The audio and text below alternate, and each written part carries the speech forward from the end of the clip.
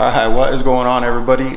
Thanks for coming back to check out this video, and if this is your first time here, please hit that like and subscribe button. Y'all been killing that subscribe button lately for me, and I really do appreciate it. I've been seeing that number go up recently, and it's pretty awesome. So thank you to everybody that's recently subscribed, and if you're not, like I said, please just hit that button. And if you're coming back as a subscriber, awesome, great. Today we're just going to do kind of a quick video. We're going to get rid of these big blinkers here that come stock on these OEM Ducatis. We have the Ducati Performance LEDs, much smaller, much sleeker. It's not too bad of a job. I will say I did kind of dig into it last night, and you actually have to take off your screen gauge cluster piece here to get to the connectors. A little bit more than when I did the Monster, when we had the 2018 Monster a while ago. The cable just kind of ran down, and the connector was right inside the fork, but it's not a big deal. Like I said, I dug into it pretty good last night and put it back together, and we'll go through it real quick. It's really not too bad of a problem. Just some basic tools. You'll just need a 3mm Allen key, a 4mm Allen key, a 6mm Allen key, a 10mm wrench, and some needle nose will help, and we'll get to the needle nose a little later. But yeah, let's just hop right into this and get this quick project done real quick. All right, so the first thing we want to do, we're going to take the screen off here. So we have to take this cover off from the back here. There's just two like doors or wings. These just pop open. Just kind of pull on those. Is where your 3mm Allen key will come in, and we'll go ahead and take these two screws out right here. All right, so next we'll disconnect the plug from the back of the screen here. So just press down and just pull it straight back, and it pops right off. And you'll want to try and take this cable and kind of gently, carefully put it up between the brace and this here. There's a screw right down here that's holding the screen on. So to get to this screw, you want to go through the vent right here. I found that easiest. So if you just take your 4mm, come right up through here, and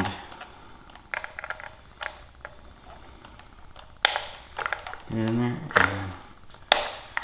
Okay. Now, if you have a 4mm like piece that you can put inside of a screwdriver, that would probably help best right now, just because you can only get a few turns, and you don't want to scratch your paint.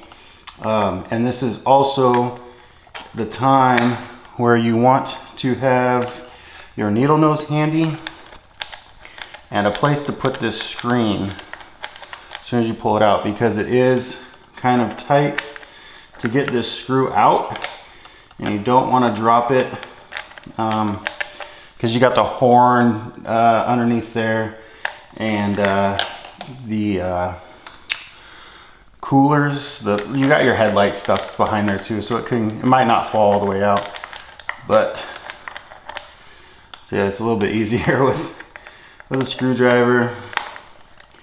You also want to make sure you don't take the screw all the way out and then your screen falls either. Let me see if I can get this out here real quick.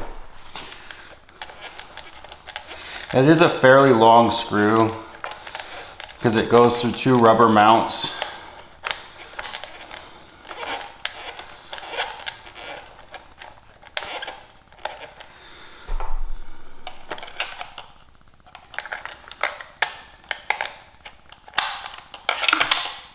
Uh-oh. All right, well, hold on. Okay, so I just remembered we do have to take this part off too. So it's actually not that big of a deal. And there is a 10mm nut underneath here and a 10mm nut underneath here. Now, I'll try and get the camera underneath there to show you guys. But the way they have this set up, it's like a stud that goes through, and there's a rubber bushing that kind of holds it together. That was also another place where I needed to use the pliers, because one nut didn't want to come off and the bushing was starting to twist. So I held the bushing right up next to it, and then I was able to get the nut off. So let me see if I can get that up in there. So yeah, so this nut on the front side you'll want to take off, and then this, sorry my fat hand is in the way, there's a bushing here, you'll see when you get up in there, but there's like a rubber bushing 2-part piece in there that kind of twists, come on now, kind of was twisting. So if you just hold it up against the forward plastic piece, you'll be able to get that nut off. But I'll go ahead and take those off both sides real quick. All right, so I just took those 2 nuts off real quick. Now to get this off, you'll kind of want to lift this straight up, and then there's 2 little mounting plugs, kind of like how a gauge cluster would normally sit on the dash, how they have the plugs on the back. There's 2 plugs right here, and just pops off, and then we'll just let it hang right here.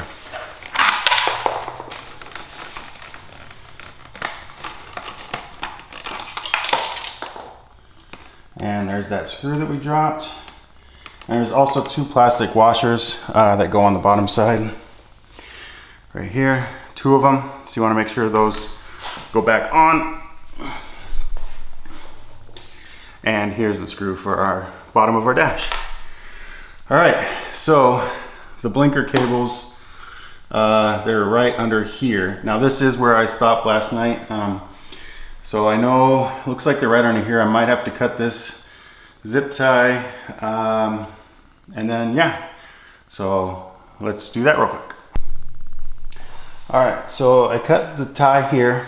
There was actually another very small tie on the inside, and then the left blinker was tied to this tie. So there was 3 ties in total, and this really small one that's not focusing. Let's see here. There we go. Real small one. So just be careful when you cut this one off, because it was pretty tight around those wires and you don't want to nick those wires at all. So like I said, we got the plug here, the plug here. So now we'll just take the 6mm, undo this holding piece for the blinker, undo the clips, and then we'll be free to pull those out. So I'll do that right now. All right, so I got the blinkers off. This one is the left one right here. So as soon as you get this off, there is 1 more screw on the inside that was 4mm that basically kind of holds on this door piece on the bottom. So just take that screw out, that'll pop out, the whole light will come out. And I put the right one together here real quick. And there's the new one that we'll be putting on. Put the screw back in. Everything fits perfect. And these housings are actually metal, so that's pretty nice. And just make sure that you put the light in the forward direction, just to save you a little bit of time, because the light can sit in either way on here. So when you put it in, you want to make sure that your screw is coming in from the outside, depending on the side. And also make sure your wiring, so you don't pinch it. There's a little groove in here. See, there's a little groove right here. You want your wiring to be in that groove when it goes around the fork, and then come out this little hole here. So you don't want to pinch any of that in there. So I'll go ahead and do up the other light real quick, and I'll do a quick test to make sure they work, which I'm assuming they will, and then we'll put it all back together real quick. All right, so we got the lights all back on. I did do a quick test before I mounted them up, just to do a double check, and I noticed, or it told me, basically the blinkers won't come on with your gauge plug back in. So just pop that back in to test your gauges real quick, and here we go. See this sequential part there, how it scrolls out, same with the left side here, and then the hazards too. So we're all good to go.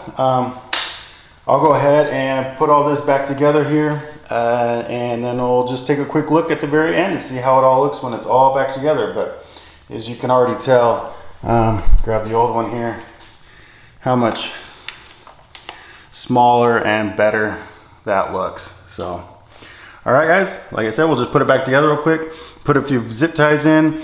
I'll tell you guys, the needle nose, when you putting this back in, it helps to have the needle nose holding your screw in here to get it started in that hole.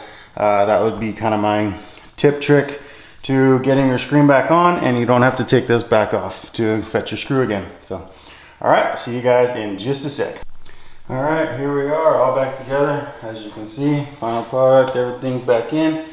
Probably the hardest part really is trying to get the zip ties back on the bracket back there. But even that wasn't all that bad. But like I said, we had to have the screen back on to test out the blinkers. So we'll turn it on real quick. And there we go. Now I also do have the V4 Evo on in the back from a previous video. I'll link that in the down below, and I'll also throw it in at the end of this video if you want to check that out. So yes, this is our just second mod for this bike now. We'll probably do a few more, but next I do have a part that I need to do for my multi over there, because it has been sitting for so long between moving and transporting and waiting for my title. So a lot to talk about on that one, but we'll be ripping into the fuel tank to change out the fuel sending unit in there, because even though the tank's full, it reads empty. Common problem for this bike. I have the part in my tail bag, tank bag over there. Tail bag, tank bag, those are definitely two different things. It's in the tail box over there, but yeah, we'll get that in next time, and or soon. And yeah, we'll see how that one goes. It's a little bit more than changing out some blinkers. But yeah, and I can show you guys, give you a quick on the rear here, so you can see it's blinking there. But yeah, so hopefully you guys like this quick video here. Just a quick and easy project, and yeah, so see you guys in the next one. All right.